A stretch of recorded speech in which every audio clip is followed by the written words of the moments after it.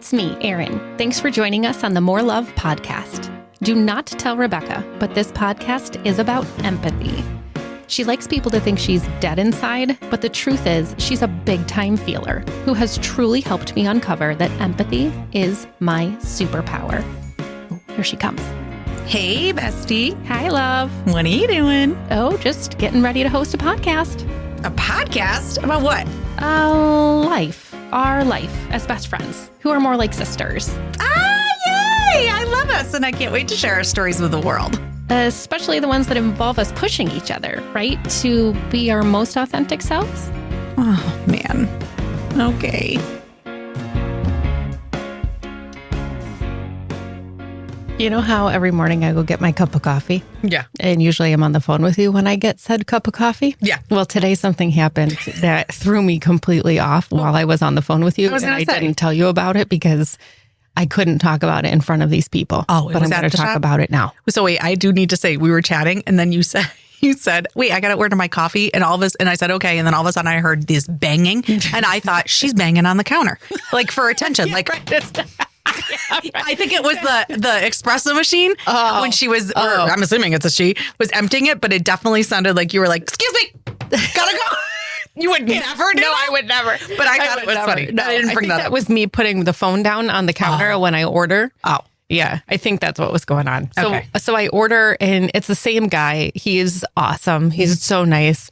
And I order from him. He's like, same thing today? And I'm like, yep, same thing today.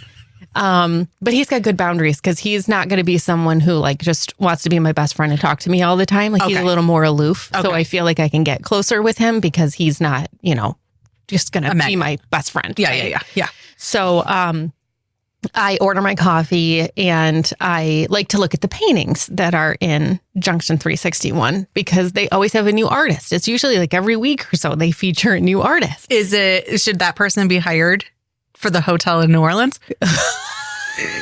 That's a video we're going to put on the chakras or whatever. Yeah, yep. voodoo. Yep. Yeah, the voodoo visionary. Erin took us on a art tour. I took an art tour of New Orleans. And it was interesting. Yeah. Not that kind of art. Okay. This is actually like real art that this was like oil on canvas. Kind like of art. Real art. Okay. Yeah. All right. It was really, really good. So here I am. I'm walking around looking at all the art while I'm waiting for my coffee. And then I get to this spot that has two couches that come together adjacent in like an L. Mm-hmm. And there's two people sitting there and they're playing Scrabble. And it's like at 8:30. Yes. Why? It's like 8 something in the morning. So I ran into that and was like, I feel like this is a lot going on. But then I was like, oh, is this a date? Is this like a early morning? We live upstairs and we came down here. So they both had a mug of coffee. They were young people? Yeah. Yes. They were younger than you. They were young. And so they each had a white mug of coffee that had, one of those heart foams on top of it. Then they were playing Scrabble. And then their food came up and they got the breakfast pizza that we've had before and something else. Okay. And I just remember thinking, who comes to a coffee shop at 8 something in the morning? On a Monday to play Scrabble. That's fascinating to me. I wouldn't do that on a Friday night. No, you wouldn't do that, period. Never. No. And you know why? You want to know why? Because I can't spell. It's not because I have a problem with Scrabble. Because you don't love a good board game. I do love a good board game. But Scrabble is literally a nightmare. It makes me think of that game, Bananagrams. Can't do it. One time when we still lived over in Brockport, Mark and I were playing Bananagrams and I wrote the word haiku. For a poem? No, I know what it means, but I couldn't spell it to save my life. Apparently couldn't spell it. He called me out on not spelling it correctly. And so then we went back and forth about me not spelling it correctly. And let's just say that it was not spelled correctly. And it ended with me taking my arm and swiping the banana. I can't. Off the table, flying everywhere. And so we joke now that we don't play Bananagrams anymore. It's not allowed. No. He's like, I don't think that's how you spell haiku. I'm like, yeah, it is. It wasn't. It wasn't. Who cares? Does it really matter? I know. Only to people who are competitive. Am I still crying because we were making fun of Scott this morning? Scott bought 3,000. Yeah, don't talk to him about it though. He's in a bad mood. Don't talk to him about it. But anyway, I'm still crying because of it. It's only because he got a new robot to clean his pool. So we had to bring it back up. Yeah, I mean, right. Do I want that robot? 100%. Yeah, you're going to get it. 100%. 100%. Only because the only reason I got my pool, I mean, we're making fun of Scott, right? I have the same pool in a box. Yeah. But the only reason I got it is because we signed an NDA that we would never discuss our trip. Mexico trip because they gave us a refund. 30. Yep. They gave us a refund and I promptly spent it on a pool in the box. That's right. Pool in a box. That's right. We can't talk about it. We are sworn to secrecy about our trip when we were 30 because we had to sign an NDA because so many things happened that we were like, this is not okay. And they were like, ooh, that's kind of not okay. Right. And we will give you a ridiculous amount of money back, but you have to sign this NDA. I'm pretty sure I found it the other day because I saved it. Yeah. Good. Yeah. In fact, I think we should post that shit. Yeah. No. There goes your pool. The hotel's out of business. Oh, well, I'm not surprised. Right. But, well, yeah. It's so funny. So great. Smell the cake, Karen. Oh my God. All right. Looks like you pulled the Wheel of Fortune over there. We've never done this one. Yeah. Well, Kelly up the street tells you this is your card. I think you did pull it one other time, but I don't know. Yes. But as I'm reading it, I'm like, it doesn't make sense in the way that she said. So this must be this version's Wheel of Fortune. So it's looks like a Eye of a Hurricane. Okay. Yep. Maybe the eye of the tiger. Can you sing that? Yep. Right now. Oh, Eye of the tiger. It's the cream of the crop. Rising up to the challenge of our rivals. The last known survivor. Wow. You made up those words. You don't even know them. Okay. Anyway, good job. Okay. So that's this. And it's got a bunch of fish, 8 to be exact. Are they koi? I think so. If they are, they're not good. Okay. All right. Note to the illustrators of the card. Maybe this fish sucks. This can go on the wall of the hotel in New Orleans. In New Orleans, yeah. Wheel of Fortune. The Wheel of Fortune shows a whirlpool of flowing energy. 8 fish are drawn towards its center. The number 8 stands for change and renewal. The whirlpool's clockwise motion represents a turn towards the future as fate steps in to put us on a new and perhaps unexpected path. So the meaning is destiny. So this is not how she described it to me. She described it more like you in order for you to be fulfilled, you have to have multiple things going on at the same time. Yep. Right. And so I'm again, I'd like to go to our other deck and just see later on. But anyway, so this says all aspects of your life are boosted with the wheel as you move toward and allow fate to take you in your, I can't read. We took our glasses off for that. I know. Wow. And your destined life direction. The card also shows you will be feeling generally optimistic and able to make the most of your luck, turning unexpected opportunities into great decisions that change everything for the better. An additional meaning of the card is clairvoyance. So your intuition is heightened, or the person you are reading this for is developing spiritually. Oh, you have been calling me on a daily. Saying my premonition. I've had a premonition today. Yeah. So the advice, the wheel is not so much doing as a receiving card. So enjoy and appreciate the growth and good fortune that comes to you now. Go with the flow. So basically it's saying every time you call me, just believe you. Yes. Okay. Well, you should have been doing that before. You needed a card to confirm that. But I do. I've been calling you a lot with a lot of premonitions, especially about your health. A lot of premonitions. Now, have I decided that my cat has diabetes? Yes. Oh, well, that's 100% sure. Tice has diabetes. Yeah. And here's how I know. He drinks a lot of water. He was drinking the dirty kitchen sink water. Okay. Yeah, he's thirsty. He is now sleeping in the sink. Okay. And I have decided he has diabetes. He wants to absorb all the water. Yes. Oh. And he takes man shits and pees a lot. Okay. Do you see the tear rolling down? I know. And Sawyer is beside herself. Oh, why? The other day, die of diabetes. Well, the other day when you told me about your story about Carter and how he was like having all the feelings about death. Yeah.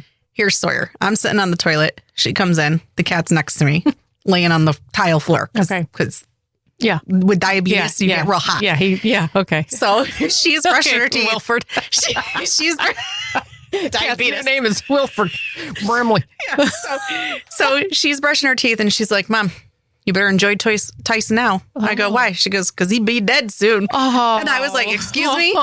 She goes, don't you know cat's lifespan is about 8 years? I was like, no. What the heck? No. That's young. That's what I said. I go, no. And she's like, well, have you seen him?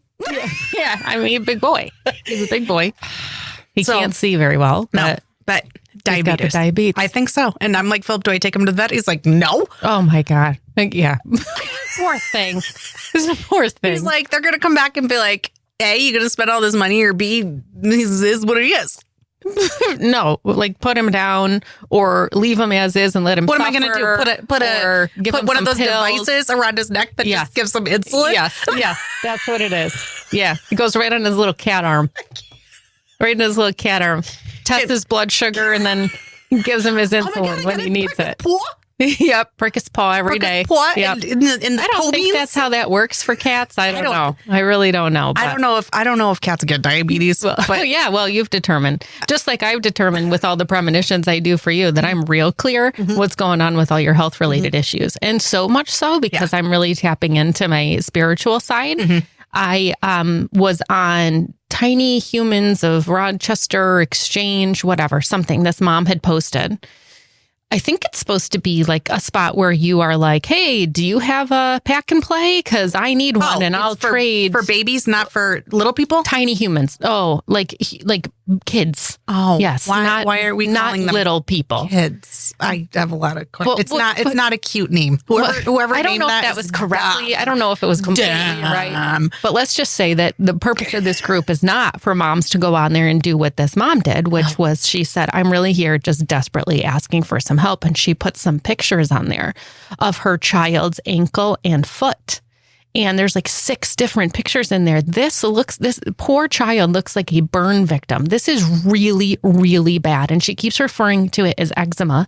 And she keeps saying that she's gone to all of these different dermatologists. So I take it upon myself to be like, I have to fix this. And the only thing that keeps coming up to me in a premonition spiritual realm is that there is something much more internal going on for this poor kiddo. It's an autoimmune. It is it's a reaction. We have an allergy. We have to clear this from the inside. This is not a topical thing. And why are we just going to these dermatologists, right? I write a whole thing on it. And as I'm writing it, I'm like, who the hell do you think you are? But I'm sorry, I connected with spirit and it was very clear to me. Did you ask the pendulum? I didn't, but I was so clear. I was like, oh my gosh, this looks like it hurts so bad. I feel so badly for this kiddo. But then I turned to Mark and I'm like, I'm telling you, if this was my child and that's what his foot looked like, I would not be like, I mean, this poor mom has to be going to all these different people. One of the dermatologists recommended he wear wet pajamas. What? Another dermatologist recommended a bleach bath. Like this is the level for these kids. And when I'm thinking wet pajamas, I'm thinking irritant. Just that doesn't feel like what would soothe this at all. Again, I'm not a dermatologist. I have no idea, but I'm like, this poor mom is just looking for answers. Then again, here I am. When I cut my finger open, you said it needed to be moist. Yeah. And then the doctor said, do not do that. No, you don't. I said, you need to keep that moist. Right. You got to put some no, you do not. On there. I said, you need to keep it super moist. No, you do not. We get there. The woman's like, nope, you keep it dry. Right. Well, that was before I got in touch with my spiritual side. Right. Speaking of spiritual side. Should we do a formal introduction? Yes. And then the theme song? Yes. Okay. Yes. Why don't you do a formal introduction? No, you. Okay. So really try and let you go there, and I like let the bird fly, boom, just fall right on the ground. I don't do introduction. Leah Wellborn, we are really excited to have you on today's show, and I can't wait to tell our listeners that we found you the absolute perfect guest that is the mixture of Erin and Rebecca together. It is. And we're going to tell you what Leah calls herself, and we're going to tell you what she calls herself in a song that Rebecca and I made up so happened 10 minutes to ago. sing just so happened to sing to each other when we called each other this morning. So like out of nowhere. Right. So let's start by I call you and you were like, hey. And I said, we're just going to reenact. Oh, hey. Yeah. I said, oh, hey. And I said, we got a guest today. And I said, I know. I'm so excited. And immediately I go, she's the mystic, autistic, the mystic, autistic. Yeah, a mystic, autistic, mystic, autistic.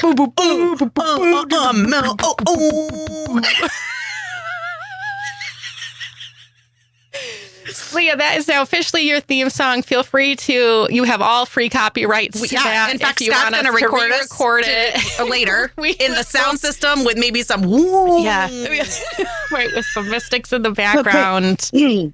So everybody heard this. This is my property now. I mean, y'all can still use it. That's right. You can put a beat behind it and all of that. And you can come back after me and say, hey, y'all, I wrote that. I mean, I might be like, when I get a Grammy for it, I'll give you a shout out. I know. We'll be there in the audience.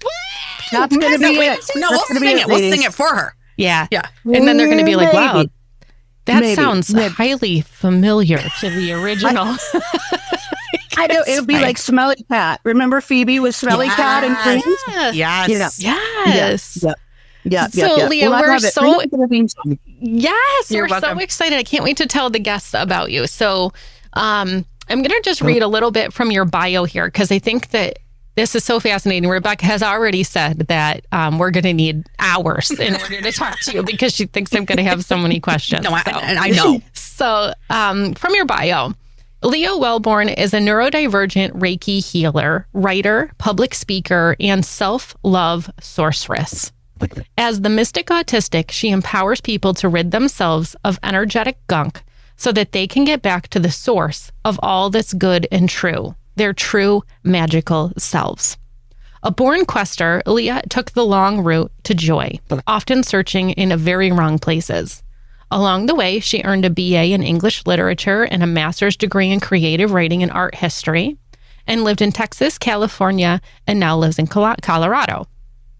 After 40 years of struggling with anxiety and depression, in 2020, Leah's life restarted with a jolt of grace, and she hasn't looked back. When she was diagnosed with autism in 2021, her mission became clear. She's here to help people, especially the neurodiverse, get clarity and peace so that they can live the joyful lives they deserve. Leah is a trained Reiki healer, habit coach, and yoga teacher. Her passion is getting closer to source, and her mission is to help you empower your magical self, which she has a podcast and a Reiki studio with the Empower Your Magical Self name.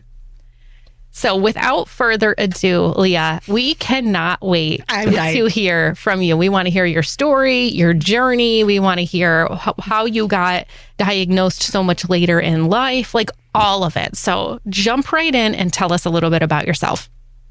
Okay, well, I'm not going to go just monologue it. I'll give you some intro and then we'll go back and forth. I'm sure that's what you had planned anyway. So I'm Leah. Hello, everybody. I'm Gen X, firmly Gen X, born in 1972. I'm Sagittarius. Yeah. Listen. Aries. We may be millennials by quote unquote definition. Well, I think I'm technically Gen X. Because I was 81. 85 is the cutoff date for Gen X, is what I understand. Then you're a Gen X. I know that was very disappointing because you want me in a different generation. Really hoping 81 was the cut, or 82 was the cutoff. No, I mean, this could all be, it's all very. We were raised as millennials. Well, I mean, you and I have different parents. I think our parents raised you and I as Gen X's, but a lot of our friends were raised as millennials. Because we graduated in the year 2000. So, okay. But you said 72, Leah? 72. That's when she was born. You were born in 72. December of 72. Okay. I'm 51 now. Did you say December? December 15th. Oh, I'm December 27. Are you a Sag too, or are you Capricorn? You're Capricorn, aren't you? Well, okay. Now, technically, I'm a Capricorn, but Erin says I'm Sagittarius energy all day long. That's interesting. See, I identify as an Aries. Oh, and I identify as a Sagittarius. Okay. All right. Here we go. I love this. I'm a firm Capricorn, You born are. a Capricorn, You always are. a Capricorn. Yeah. I am the poster child for Capricorn. And then I'm a Capricorn too. You're like, there's not a identity. chance. There's no identity confusion here with my sign. Do you all know your moon and rising signs? Because my moon and rising are no. both Aries. No, But we're going Kelly to up learn the that. street talks about that all the You're time. going to have to do that, and it's free. Just Okay. find one of the Okay. sites to do it. And I'm a triple fire sign. Sagittarius and Aries are both fire signs, and I have Aries moon and rising. So I am all fire. That probably explains a lot of my early issues. Because I'm a very fiery person. I also have hyperhidrosis, which is a kind of an odd nervous disorder, which means that my hands and feet and face sweat pretty much constantly. It's a terrible, terrible affliction that most people haven't heard of. But, when you see somebody and they're sweaty, you think, what the hell? Are they lying? Are they sick? What's going on? It's not like a welcoming thing, right? So You that just tell them you're a triple fire sign. That's the reason you're sweating. You're a freaking triple fire. You're trying to let off some of that damn heat. Yeah. Agreed. But when you're 8 years old, you don't really have the words for that. I was born sweating. So this happened when you were a child. Right. Yeah. Oh, I was born sweating. Yeah. Okay. So when I was in elementary school in Texas, where it's like 102 degrees every freaking day, I was the weirdo. All the little kids were like, oh, she's handicapped. She's wet. She's juicy. Oh, don't touch her. Oh. So it was a very I hate terrible. that. Yeah, it was really terrible. bad. And it's nothing that you can change about yourself, right? Which, real quick, small aside, which I think is fascinating. One of the things I'm working on with my son Carter right now is something based on a video you sent. If you can't change it within 30 seconds, then we can't discuss it with someone. So if it's not something that they, if they have something on their face, they can change that in 30 seconds. So you can say to them things like, oh, I think you have something right here. But if it's something like you were talking about, super sweaty hands, super sweaty, it's not something they can change about themselves in 30 seconds, then that's not something we talk about with that person. Yeah. So, yeah. Well, it makes me sad that you had to experience that. That's a good rule of thumb. I grew up in Texas, rural Texas in the early 70s. So, it was kind of like being a Spartan. It was like, if you're not happy, we're going to beat you till you're happy kind of a thing. It was just really, my parents didn't beat me. My father was horrible, but it was just a very oppressive childhood. And I didn't fit in because my interest at 8 years old was like the English royalty, because it was when Princess Diana was getting married. So I always wanted to talk about, what do you think about Princess Elizabeth's relationship with Princess Margaret? And it's just like, who are you? Right. So that has been a big clue now that there's something wacky about this little girl, But back then, it was only boys, that were autistic. And, which is not true, but that's pretty much what they thought. And also, if you're autistic, you're going to be really good at math, which I'm not. You're going to be sitting somewhere rocking in a corner, which I never have. My stem is off twirling by myself, which is a girl thing to do. So there was never any point at which they were like, this child shows signs of autism. Instead, I was diagnosed with severe depression and anxiety because I was freaking picked on all the time and so unhappy in my life. So that just set off a whole trend of basically 40 years of being suicidal. Wow. So it was really, I didn't think that there would ever be a time in my life. And I like to be really open about this because I know that there are people out there who are in this situation. I know there are. Because there are a lot more people in that situation than we think. Absolutely. Especially women. Yes. Because it shows up, we were talking about, and even ADHD or ADD in women shows up very differently. Yes. And, we're just talking about that now. It's crazy. Yes. Yeah. It is absolutely crazy. And it's, they didn't even study ADHD in women until like the late 90s. They were like, if that, yeah. And even then, interesting. Okay, keep going. Yeah. So struggling with depression, anxiety, tons of medications for depression and anxiety, psychiatrists, psychologists, just everything. I was just convinced I'm not going to be a happy person.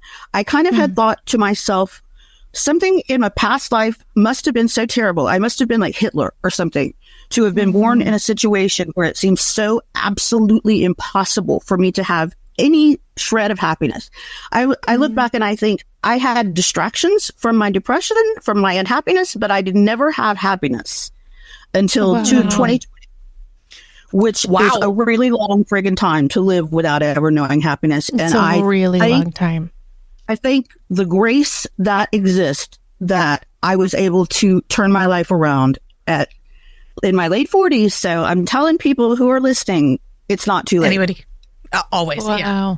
Wow. You know what I picked up on was if I was, I'm a mental health provider, Leah. So what I really picked up on is the depth of the hatred that you had and the disgrace that you felt associated with your life, to have associated that with a past life regression of Hitler. Like that to me is such a depth of darkness and sadness and depression that at that level, right? It wasn't like, oh, I must have done something really bad in my past life. You were like, I must have been one of the absolute worst villains in the history of time, because that's how much depth and harm you had felt. And that's so sad that you had to experience that. Did you ever have any, so you said distractions from that along the way, but there were never really any moments of hope or happiness or like, oh my gosh, maybe I'm finally turning this around during that time? Did it always just feel like a distraction? I don't know that I would have characterized it as a distraction at the time, because I didn't know what real happiness felt like. So if I would get an exciting job or a new boyfriend, sure, yeah, everything's going to be great. I'm fixed. Yay. Yeah. And then, of course, that's not truth. That's not how reality works. So within a couple of weeks, maybe a month at the most, I was down lower than I had been before because, I failed again. I had this great opportunity and I screwed it up. What a screw up am I? And it's so easy. It's so easy to get into that mindset. Oh, absolutely. Especially if you're a little child who has a father who's telling you, why aren't you like other kids? Why are you like this? What's wrong with you? Oh, wow. Yeah. Oh, I hate that. You know what? I do. And I don't want to say this all so people can say, well, but it's terrible. Oh, I'm so sorry for you. I pity you. I want people to know this is how bad it was. And now I'm like the happiest person I know. Seriously.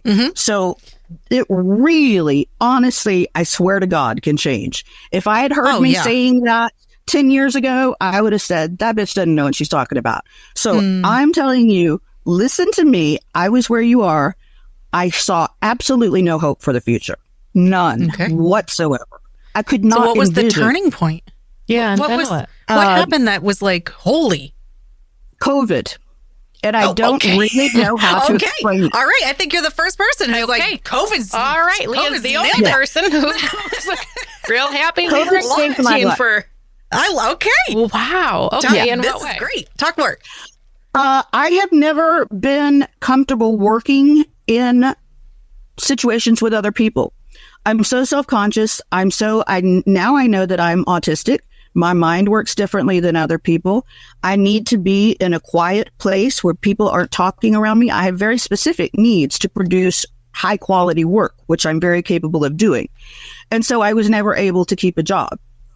This seemed like the utter failure of my life. All of a sudden, COVID happens. Everybody's working at home. I'm kicking ass. Everybody wants to hire me because I'm like the best worker they can imagine. All of a sudden I realized, okay, something's weird. Something's not lining up. I'm happy as a clam. It's COVID. Nobody's going outside. That thrills me. I love being inside and maybe going out in my yard. That's like the limit of my comfort. Maybe to the grocery store, then I run back home. That's cool. So it just, all these pieces started to coming together. And also I will say that in England, there is a lot more knowledge and, talk about women being autistic and being diagnosed later in life. And because of social media, I know there are a lot of bads about it, but because of social media, I've connected with a lot of women in in England who had extremely similar circumstances to mine and were autistic. And it had been the furthest thing from my mind. I never, ever would have thought autism.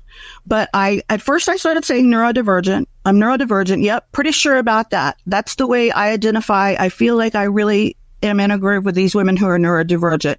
And then I would think, but what's the next? What's the next? Because it's been so intense my entire life. And when I talk to my beloved, primary care physician, my God, I'm one of the luckiest people in the world because I have this woman who just has my back.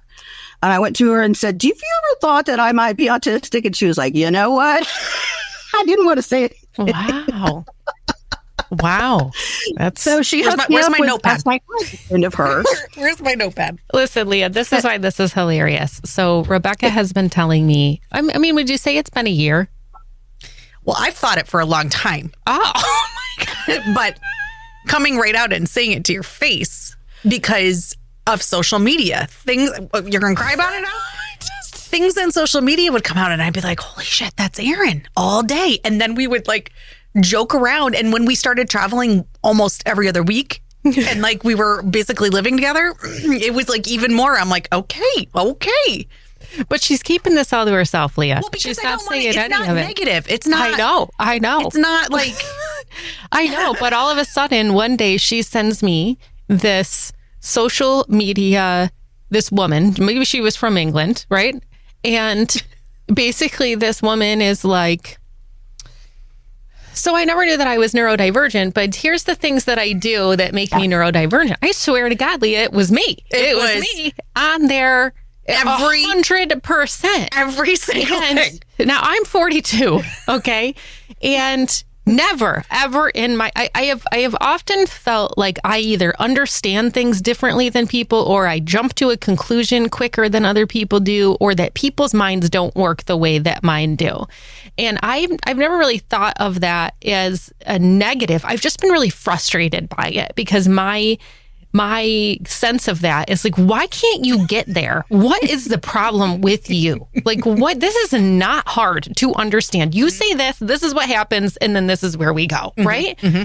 And so then it was sort of turned to me as, oh, well, this is your superpower. And I'm like, well, I really like that. That sounds great. Okay, so I'm just good at these things and other people just aren't as good at these particular things. There's tons of things I'm not great at that other people are. So, okay, we can embrace that. I also think your journey with your child has opened my eyes to seeing the parallels between you and him. Now, he's much more extreme than you are. And I think you mask a lot. Yes. And I think you're also a woman. Yep.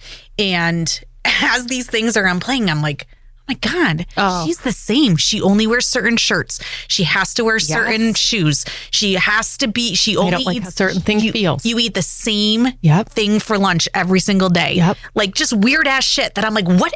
And I don't think anything of this. And I'm so adaptable. I'm like, Erin needs Chick-fil-A. That's fine. Right. We'll just do it, right? The same thing. And here, this whole time, you've been telling me how messed up I am.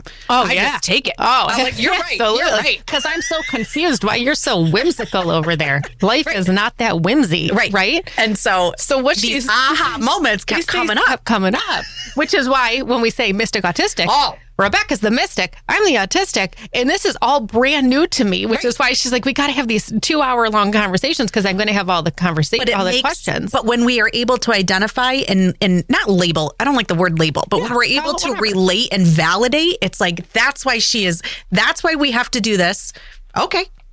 It's fine with me. But the masking is really interesting. Mm-hmm. So, Leah, it sounds like you either were not doing a lot of masking or that it was hard for you to mask. Because when you say things like people were like, oh, wow, she's doing this weird thing, or, oh, wow, right? I don't remember a lot of times where that would happen to me when I was a young kid. I think I just wanted so desperately to make sure that I blended in again or masked whatever was going on for me to fit in with kids. And I did that through a tremendous amount of empathy and care and compassion for other people. Mm-hmm. So can you speak about that? Were you masking when you were younger? Like what came about for you when you finally got this diagnosis? Okay, so that's two different questions. And I do feel like I'm masked. However, I will say for one thing, you can't really mask dripping, sweaty hands. That's not something you can mask. So that's something people saw about me always. It was, akin to having a different colored skin. It was like people saw you coming with the sweat. So there's really no masking there. However, I did go through the big, oh God, I want to be a cheerleader so much, I think I'm going to die thing where I was clumsy. I did not fit in. It broke my heart to a level that has hardly been touched since then. I think you understand, having both been preteen girls, how intense that time is. And I wanted so much to be like other little girls, and I wanted to have a cute little boyfriend, and I just was weird. I had great big boobs when I was 9 years old. I was so did Erin. Maybe put that on your checklist. Big boobs. Maybe that was it. Maybe different little child. So I tried to mask. I don't think it really took too well because of the sweat and the boobs and everything. And I will say, from my mystical standpoint now, I believe, you all ready for me to get weird on this? You ready for me to get weird? Okay. Wow, this is a really good interview. I bet you wish you could see more, but you can't. Unless they want to subscribe to be a part of our Even More Love service. Oh, we have that? We sure do have that. Oh my gosh. That's up and running? It's up and running. Oh. You can sign up to be a chakra aligner or a voodoo visionary in order to see even more of this guest interview. You want highlights? Be a chakra aligner. You want the full-on video? Be a voodoo visionary. All you have to do is click below, sign up, and be a part of our Even More Love community.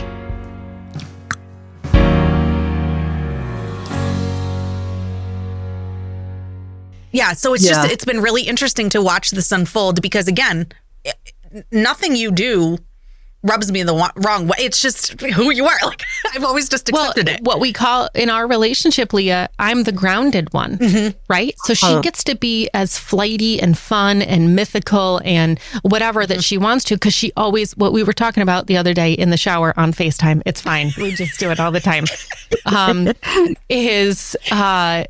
I'm home base. Yes. Right? Yep. She's like, I just feel so good that you are this home base that I can keep coming back to because you're steadfast and you're committed and your judgment, is just solidly in this place. So she can go off and be as whimsy and carefree as she wants to, but she always knows, boom, we can come back to basics.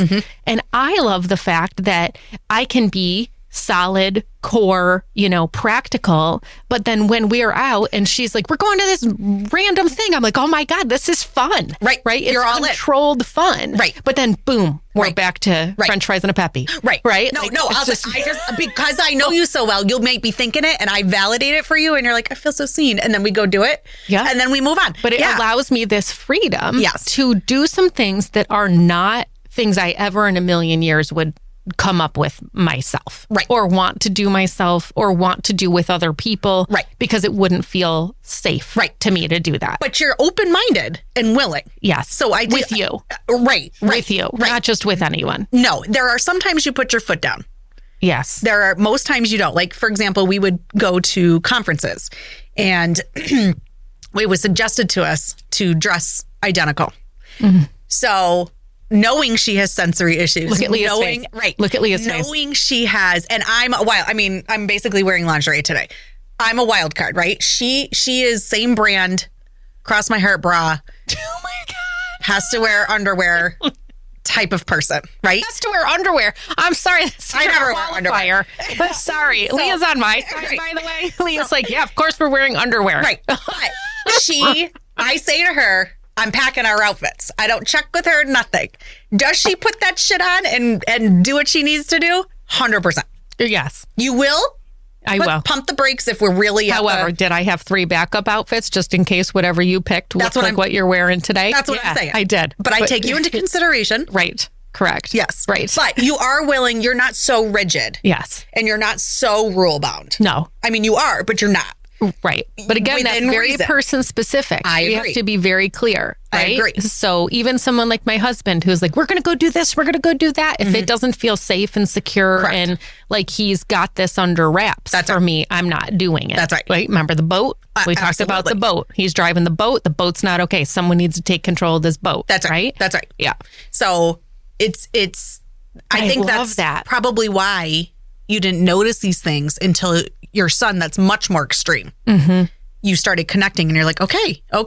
Well, whenever you see it in another person, don't you feel this is true, Leah? When you see it in someone else, it can be much more clear. For me, I walked through life just being so frustrated a lot of the time. I don't understand why people are not like me. And people like me, and people have a tendency to gravitate toward me, right? Which has been even more confusing because stereotypically we've been taught that neurodivergent people repel people because of their personalities or things that they say or their harshness or whatever. Correct. Well, I have a tendency to draw people in being equally as clear, rule bound, but that tends to be something that people relate to. So I never associated that stereotypically with neurodivergence. Correct. But I think that's where the confusion as your son's growing up for people in the field have been like, what do they say about him? He's very complex. He's a very complex kid. He's very complex. And so when Erin and I dissect everything for 37 hours, you're right.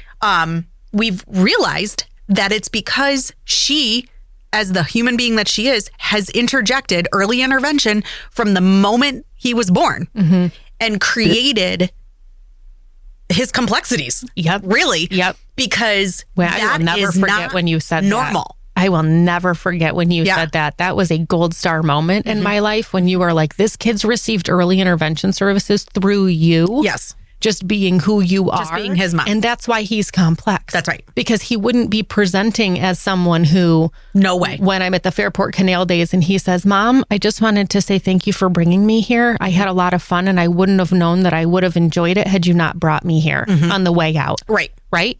That's not something, had he not been conditioned or early interventioned, right, necessarily would have said. That's right. So then he is complex and people get confused by him. And that's why they have him doing all these crazy ass assessments. That's right. Because they're like, well, he does do this, but he doesn't do this. Right. He doesn't fit the profile, but he does over here. But right? Exactly. So, I mean, it's just proof that you're the queen of all things and maybe you should take over everything. We should run everything, right, Leah? I mean, we probably think we probably can. I don't want to run anything, girl, but I'm glad to be helpful. Let's validate more of Erin's weirdness. Hey lovers, it's Scott from Inside the Bubble, and this one ran a little longer than I expected, so we're breaking it up into 2 sessions. Next week, we'll get part 2 of The Mystic Autistic with Leah Wellborn. Don't forget to subscribe to evenmorelove.supercast.com, and we'll see you next week. I loved that. Me too. Isn't empathy amazing? Well, we're amazing. I don't know about all this empathy stuff. That's fine. I accept you wherever you are. Oh, God. I love you. I love you too. And if you love us, please like and subscribe to More Love, the Power of Empathy podcast, wherever you get your podcasts. See you next time.